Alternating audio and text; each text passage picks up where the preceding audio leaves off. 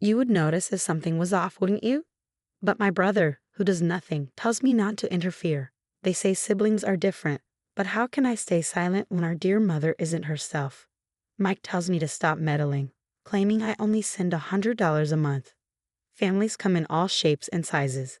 In my case, our father wasn't around. He died in an accident shortly after I was born. Our mother, who never remarried and continued to love him, raised my brother and me alone. Despite facing countless hardships, she always greeted us with a smile. Now, as an adult, I want to repay her kindness. My name is Lisa. I'm 43, a working mom with a high school-aged son. My brother Mike is 45, married but childless. Our mother, now over 70, is retired and living on her pension. I was relieved knowing she lived with Mike and his wife. We could only visit during Christmas, but they seemed to be getting along well, and my mother appeared to enjoy her peaceful retirement. Recently, though, I've started to worry. Due to societal circumstances in the past few years, I couldn't visit often. We sometimes video chat, but I've noticed she seems to lack energy. Given her age, I think she should get a checkup. But she's not keen on the idea, so I decided to call Mike. Hi Mike, it's been a while. I wanted to talk about Mom. I'm busy right now. Let's talk later, he replied and hung up. I tried again over the weekend. Hey Mike, do you have time to talk? I'm concerned about Mom. I have a terrible headache. Let's talk some other time, and he hung up again. Texts go unread and ignored.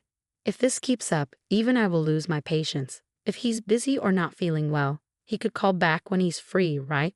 If he doesn't like calls, he could at least reply to texts. I can't be too demanding since they are the ones taking care of Mom. I can't be there myself, but at least I send money, $2,000 every month from my salary to Mom. I've never told Mike about this, though I can't imagine he doesn't know. One day, while pondering over these thoughts, I got a phone call. It was from my sister-in-law, Brenda. This was unusual. Brenda, Mike's wife, is a full-time homemaker, and we rarely contact each other. Confused, I answered the call. Alisa, what's the deal with this month's money transfer? Was the first thing she said. Her words reminded me that I had missed the usual date for the transfer. So Mike and Brenda were aware of my contributions after all. I wondered if Brenda was the one managing it. I'm sorry, I've been so busy I completely forgot. I'll make sure to transfer it by this weekend. You can transfer money online these days. We're taking care of your mother, you know. Don't tell me you think this is a free volunteer gig. I don't think of it like that. I'm always grateful to you and Mike, Brenda. Really? Just because I'm a housewife, it's like you've pushed all the responsibility of taking care of your mother onto me. You two siblings are terrible. Her words were harsh, but I couldn't argue. It seems Mike really is busy. From Brenda's point of view, it's all complaints because she's left to handle everything at home. And I, being so far away, am neglecting my responsibilities toward our mother. If you're not going to do anything, at least make sure to pay your share. Make sure to transfer it by tomorrow. Got it? Yes, I understand. As the call ended abruptly, I let out a deep sigh. She's not wrong. Since I can't do anything else, the least I can do is ensure my payments are timely. The next day, I notified my work that I would be late and rushed to the bank for the transfer. A few days later, my mother called me. I picked up the phone, wondering if she had confirmed the deposit. Mom, what's up? Oh, Lisa, how are you doing? I'm sorry to bother you, but could I ask for a little more money just for this time? What? What my mother told me after that was astounding. As soon as I ended the call, I took action. After getting approval from my husband, I put in for paid leave at work. Once everything was in order, I boarded a plane. My destination was my childhood home in a far-off land. Mom, what happened to you? Upon arriving home, I was lost for words at the sight of my mother, who had come to greet me. I couldn't tell over the video calls, but seeing my mother in person after a few years, she had lost a significant amount of weight. I understand she's older, but the degree of her weight loss is alarming. Are you not hungry? No, I definitely have an appetite, but there's no food. What? We don't have money, so there's not much to eat. No money? Wait, Mom, are you making meals? No, Lisa is preparing them. But with only having a cup of noodles every night, I've inevitably lost weight.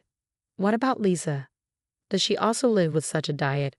She says she usually eats out and doesn't eat at home unless Mike is around. What's going on? She has the means to eat out, right? And she lets my mother eat such poor meals. Mom, if you can't cook, what about takeout? You could even get some exercise going out to buy it yourself. I'd like to, but we don't have the money. You don't? What about the $2,000 I send every month? Well, Lisa takes it all for the monthly expenses. What? What kind of expenses? It would be too harsh to blame my mother. Her judgment may not be as sharp as it used to be. The problem lies with my brother and his wife. What on earth are they doing? I decided to wait for my brother and his wife to come home and have a discussion. Huh, why are you here? These were the first words out of my sister-in-law's mouth when she returned home. It's been a long time, Brenda. I hope you've been well. What's the deal, suddenly showing up? You know it's rude to just drop by, right? No, but just go. You're in the way. Be gone before Mike comes back. I suppose it's understandable if people are annoyed with me, but why on earth would they want me to go home so badly? Meanwhile, my brother Mike, who was worn out from working overtime, returned home. Huh, why are you here? This was the first thing out of Mike's mouth, too. With a wry smile, I told Mike and Brenda that we needed to have a discussion. What's there to discuss? It's about Mom, Mike. How much do you know about her situation? What's up with Mom? Mom has been eating just a cup of noodles every night. Did you know she wasn't eating anything else? Huh, what are you saying? I mean, Mom's only eating cup noodles. Brenda interrupted. You're being quite loud. What's with her sneezing every time I speak? And what's with those sneezes? Who does she think she is? Brenda, unflustered, looked away, ignoring my glare. I'm saying she's lost too much weight. Have you even been talking to Mom? Do you think I have any time between all this overtime work I've been doing during this recession? Brenda has been taking care of Mom instead of me. You do nothing, so don't butt in. But I can't keep quiet under these circumstances. I may not be able to look after her, but I'm sending money, aren't I? What happened to that money? You call that money? Don't act so high and mighty over a mere $100. The moment Mike said that, the room fell silent. What? I let out a small, surprised sound. If it were true that I was only sending $100, Mike's words would be entirely justified. However, that's not the case. What are you talking about? I've been transferring $2,000 every month. What? Now it was Mike's turn to be surprised. With a loud noise, Brenda abruptly stood up from her chair. Well, it's getting late, so how about we shower and go to bed? You must be tired, right? Lisa, you're disturbing the peace of the family. Go home. Go home? But Mike intervened. Hold on, Brenda. Where did you put Mom's bank book? I don't know. You did ask me to deposit money as soon as possible, didn't you? Don't spout nonsense.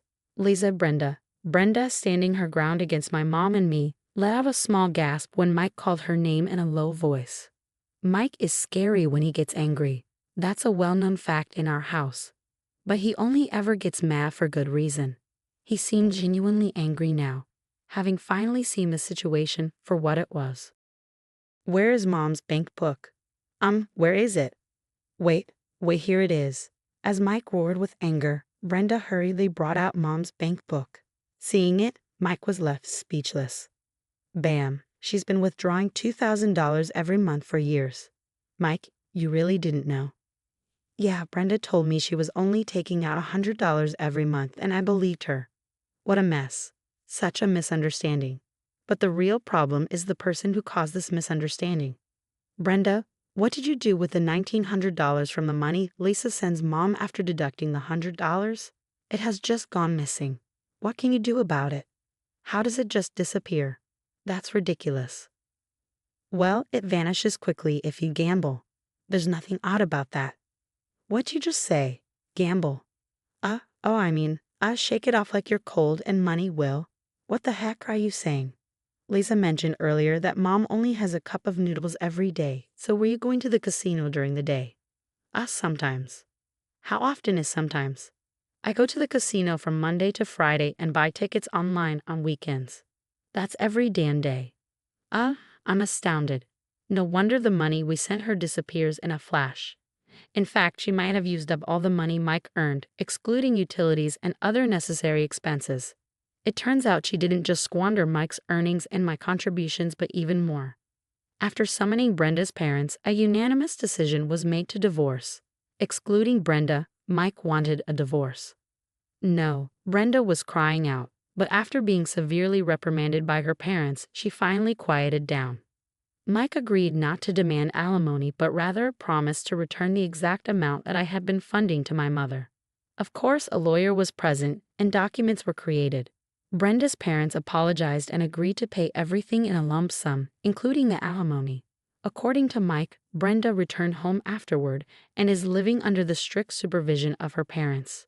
She is working from dawn to dusk to repay the money her parents paid up front. It seems her parents are in touch with Mike, saying they are teaching her discipline every day. Mike and Mom have started a life just for the two of them.